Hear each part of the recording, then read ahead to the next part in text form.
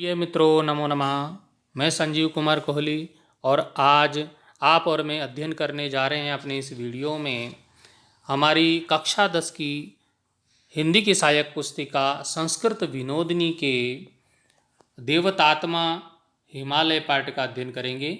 देवतात्मा हिमालय अर्थात देवताओं की आत्मा हिमालय, ये हमारे संस्कृत विनोदिनी पुस्तक का पंचम पाठ है। आइए पहले पाठ का परिचय प्राप्त कर लेते हैं। हिमालय भारतीय संस्कृति की धुरी है और उसके बिना भारतीय संस्कृति पूर्ण नहीं है। गंगा, यमुना, सिंधु, ब्रह्मपुत्र आदि नदियों का उद्गम स्थल होने के साथ ही ऋषियों की तपोभूमि है। हिमालय भारत के लिए प्रकृति का वरदान है। महाकवि कालिदास ने उसे देवतात्मा कहा है। देवतात्मा, देवताओं की आत्मा हिमालय, देवताओं की आत्मा हिमालय। प्रस्तुत पाठ में इसी पवित्र और लोकोपकारी हिमालय का वर्णन गोदावरी और गंगा नदियों के माध्यम से किया गया है। यहाँ दोनों नदियाँ हिमालय के विविध पक्षों का उल्लेख आपस में कर रही हैं और प्रस्तुत जो वार्तालाप है दो नदियों के बीच में, प्रस्तुत वार्तालाप में गंगा और गोदावरी नदियाँ जब एक दूसरे से मिलती हैं तो वे परस्पर एक दूसरे का परिचय पूछती हैं। यहाँ गंगा गोदावरी को अपना और हिमालय का परिचय देती हैं। तो आइए पाठ प्रारंभ करते हैं। देवी सुरेश्वरी भगवती गंगे, त्रिभुवन तारिणी तरल तरंगे। हे स्वर्ग की देवी, चंचल तरंगों वाली भगवती गंगा, त्रिभुवन तारिणी, तीनों लोकों को तारने वाली, तुम तीनों लोकों को तारने वाली, तुम्हारी जो चंचल तरंगे हैं वो तीनों लोकों को तारने वाली हैं, अर्थात उनका उद्धार करने वाली, उनका कल्याण करने वाली हैं। गंगा नदी बोलती हैं, अरे मम स्तुति गीतम का गायती, अरे मेरा स्तुति गीत कौन गा रही है? भवती का, आप कौन हैं? इति ज्ञातुम इच्छामि, ऐसा मैं जानना चाहती हूँ। गोदावरी कहती हैं, अहम गोदावरी नदी, मैं गोदावरी नदी हूँ। सर्वे भारतीया भवत्या स्तुतिम कर्तुम इच्छन्ति, सब भारतीय आपकी स्तुति करने की इच्छा करते हैं। भवती कुता अगच्छति, आप कहाँ से आ रही हैं, कहाँ से आती हैं? गंगा बोलती है, भवती जानाति एव खलु अहम नगाधिराजात हिमालयात आगच्छामि, निश्चय ही आप जानती ही हो मैं पर्वतों के राजा हिमालय से आ रही हूँ। भवती हिमालय से विषय श्रोतुम इच्छति किम, आप हिमालय के विषय में क्या सुनना चाहती हैं? गोदावरी कहती हैं, आम वदतु गंगे, हाँ बोलो गंगा, अहम श्रोतुम इच्छामि, मैं सुनना चाहती हूँ। गंगा बताती हैं,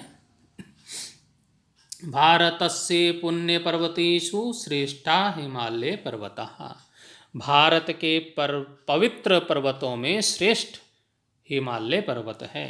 तथा बहव्या नद्या प्रवहन्ति, वहाँ से बहुत सी नदियाँ बहती हैं। कृष्ण सखी यमुना अपि तथा एव प्रवहति, कृष्ण की सखी मित्र यमुना भी वहीं से बहती है।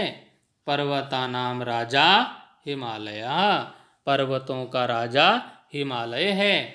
विश्वस्य अत्यंतम उत्तुंग शिखरम गौरीशंकरम अपि तत्रैव अस्ति, विश्व का अत्यधिक ऊंचा शिखर गौरीशंकर भी वहीं है। गोदावरी बोलती हैं, अद्य जना एतत् शिखरम एवरेस्ट इति वदन्ति किल, आज लोग इस शिखर को ही एवरेस्ट ऐसा कहते हैं। तो विश्व का अत्यधिक ऊंचा जो शिखर है वो गौरीशंकर है, आज लोग उसको क्या बोलते हैं? एवरेस्ट कहते हैं। गंगा बोलती है, आम परंतु वयम भारतीया तथा न वक्तुम इच्छामः। हाँ, परंतु हम भारतीय वैसा नहीं कहना चाहते हैं, हम तो उसको गौरी शंकर कहना पसंद करते हैं। शिवलोक कैलाश अपि हिमालय अस्ति। शिव का लोक निवास कैलाश भी हिमालय पर ही है। हिमालय पुत्री एवं पार्वती, हिमालय की पुत्री पार्वती है, पार्वती हिमालय की ही पुत्री है। मानसरोवरः इति पुण्यतडागः अपि हिमालयो अस्ति। मानसरोवर ऐसा जो पवित्र तालाब है वो भी हिमालय में ही है। तो प्रस्तुत वार्तालाप में मानसरोवर और हिमालय की महत्ता का आगे वर्णन किया गया है। भारत के जो 7 पर्वत हैं उनका उल्लेख आगे आपको मिलेगा। तो आइए गोदावरी आगे क्या कहती है। गोदावरी बोलती है, देवा अपि तत्र स्नातुम आगच्छन्ति इति अहम श्रुतवती। देवता भी वहाँ स्नान करने के लिए आते हैं। कहाँ?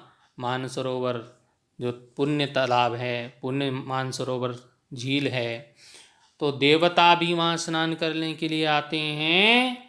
इति अहम श्रुति, ऐसा मैंने सुना है। बहूनि पुण्य क्षेत्राणि अपि हिमालय सन्ति किल, बहुत से अब मतलब अनेक पवित्र क्षेत्र भी हिमालय में हैं। गंगा बोलती है, आम हाँ, बहुत से पुण्य क्षेत्र कहाँ हैं? हिमालय में हैं।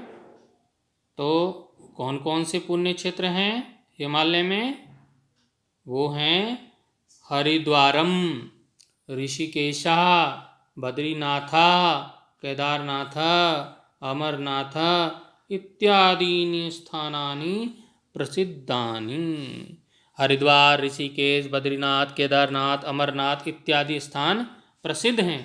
इदानीम अपि बहवः मुनिवराः शांतिं प्राप्तुं तत्र गच्छन्ति। और इस समय भी बहुत से मुनिवर, बहुत से मुनि शांति प्राप्त करने के लिए वहाँ जाते हैं। हिमालय ईश्वर से काव्य रचना, हिमालय ईश्वर की काव्य रचना है। प्रकृति क्रीडांगणम, और प्रकृति का खेल का मैदान है। पुष्पानाम निधि, और पुष्पों का खजाना है। औषधानाम स्रोत च, और औषधियों का स्रोत है। हिमालय ईश्वर की काव्य रचना, प्रकृति का खेल का मैदान, पुष्पों का खजाना और औषधियों का स्रोत है। अस्तु गोदावरी भवती कुत्र आगच्छति। अच्छा गोदावरी, आप कहाँ से आ रही हो, कहाँ से आती हो? अब गोदावरी बताती है। गोदावरी, अहम सह्याद्री त्र्यंबकेश्वरतः प्रवामी। मैं सह्य पर्वत के त्र्यंबकेश्वर से बहती हूँ। सह्याद्री अपि सुंदरः पर्वत, और जो सह्याद्री पर्वत है वो सुंदर पर्वत है। भारत से 7 पर्वता, भारत के 7 जो पुण्य पर्वत हैं, पवित्र पर्वत हैं, वो हैं महेंद्रो मलयो, महेंद्रो मलया सह्यो देवतात्मा हिमालय, ध्येयो रेवतको विंध्यो गिरीश्चारावलिस्ततः इति। तो पर्वत हैं महेंद्र पर्वत, मलय पर्वत, सह्य पर्वत और देवताओं की आत्मा हिमालय पर्वत। वैसे ही ध्यान करने योग्य हैं रेवतक पर्वत, विंध्य पर्वत और अरावली तथा अरावली की पहाड़ियाँ जिसको बोलते हैं अरावली पर्वत। तो महेंद्र पर्वत, मलय पर्वत, सह्य पर्वत, देवताओं की आत्मा हिमालय पर्वत 4 हो गए, और रेवतक हो गए 5, विंध्य पर्वत 6 और अरावली हो गए 7। तो भारतीय के जो पवित्र पर्वत हैं वो 7 पर्वत हैं, और भारतीया एतान पर्वतान गंतुम इच्छन्ति, भारतीय इन पर्वतों पर जाना की इच्छा रखते हैं। आगे देखिए, गंगा बोलती है सह्य पर्वतात अन्य कापी नदी पर्वती वा, सह्य पर्वत से दूसरी भी कोई नदी बहती है क्या? गोदावरी बोलती है वदामी, बताती हूँ। सह्य पर्वतात एव मम सख्यो कृष्णा कावेरी च प्रवहत, सह्य पर्वत से ही मेरी दो सखियाँ कृष्णा और कावेरी बहती हैं। कृष्णा और कावेरी नदियाँ वहीं से बहती हैं। अब ये जो वार्तालाप चल रहा है गंगा और गोदावरी का, इसमें सिंधु और नर्मदा नदियों के उद्गम स्थान के साथ साथ हिमालय की पवित्रता की बात यहाँ पर की गई है, और जीवन में एक बार हिमालय पर्वत के दर्शन के लिए यहाँ पर प्रेरित किया गया है। आगे देखते हैं, गंगा बोलती हैं मम सखी सिंधुम भवती जानाति वा, मेरी सखी सिंधु को आप जानती हो तो हैं? गोदावरी बोलती है न सा अत्र वंग समुद्रे न दृश्यते, नहीं वह यहाँ वंग समुद्र होता है बंगाल की खाड़ी, बंगाल की खाड़ी में दिखाई नहीं देती, नहीं वह यहाँ बंगाल की खाड़ी में नहीं दिखाई देती। गंगा बोलती है सा तु हिमालय मानसरोवर से समीपे उद्भवती, वह तो हिमालय में मानसरोवर के पास से निकलती है। ततः सिंधु समुद्रम प्रति गच्छति, और वहाँ से सिंधु समुद्र जिसको बोलते हैं अरब सागर की ओर चली जाती है। सिंधु समुद्र मतलब अरब सागर की ओर चली जाती है। गोदावरी बोलती है विंध्याचलता नर्मदा नदी अपि तत्रैव गच्छति, विंध्याचल से नर्मदा नदी भी वहीं जाती है।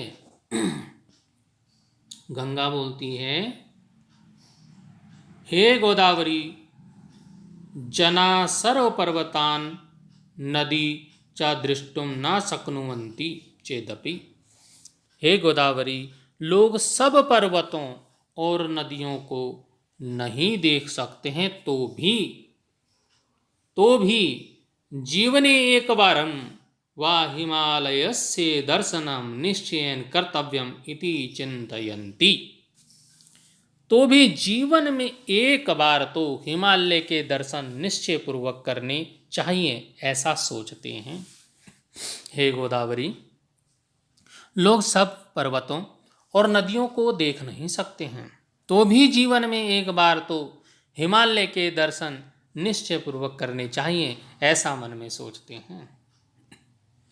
गोदावरी बोलती हैं आम सत्यम, हाँ सत्य है, हिमालय पर्वतः सर्वे निश्चयेन द्रष्टव्य, हिमालय पर्वत सबके द्वारा दृष्टव्य है, निश्चय ही हिमालय पर्वत सबके द्वारा दृष्टव्य है।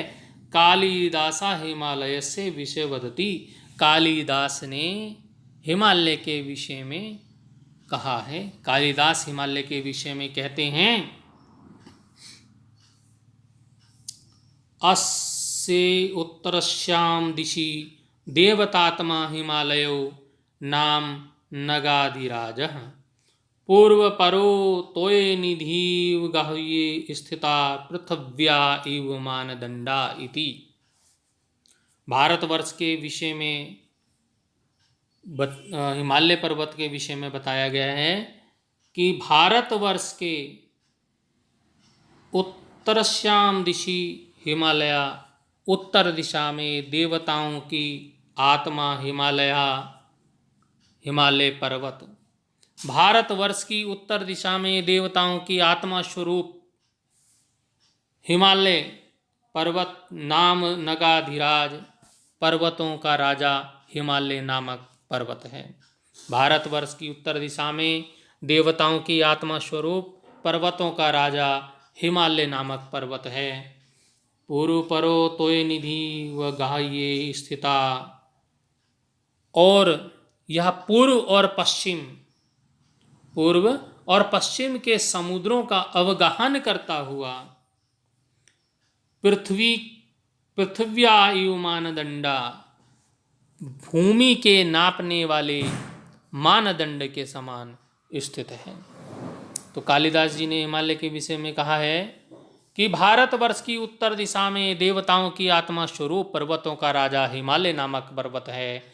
यह पूर्व और पश्चिम के समुद्रों का अवगाहन करता हुआ भूमि के नापने वाले मानदंड के समान स्थित है। तो इस प्रकार हमने जो हमारी कक्षा 10 की संस्कृत विनोदिनी के पंचम पाठ देवतात्मा हिमालय का अध्ययन अपने इस वीडियो में किया। हम अगले वीडियो में इस पाठ के अभ्यास प्रश्न उत्तरों को लेकर उपस्थित होंगे। तब तक के लिए धन्यवाद।